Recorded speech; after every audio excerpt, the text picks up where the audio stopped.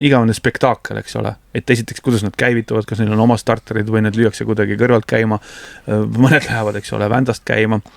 Ja seal oli, mis mul lõhna mõttes oligi, mis ma tahtsin rääkida, jäi meelde, oli siis 37 aasta, ma tahaks öelda, Mercedese Grand Prix auto, mis siis käivitus, kui ta lõpuks käivitus esiteks sellise müra või plahvatusega ja sellise tossu pahvakaga. Et see telgialune, mitte ainult telgialune oli täis, vaid et tuul ei suutnud seda enam nagu eemale puhkuda.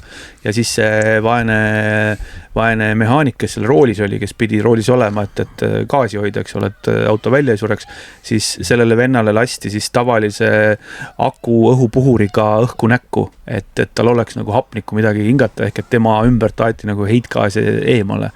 Ja siis ma vaatasin, et vau, et näed. Kõige peale on mõeldud. Kõige peale on mõeldud, et sakslastel olid tööriistad olemas igaks tööks.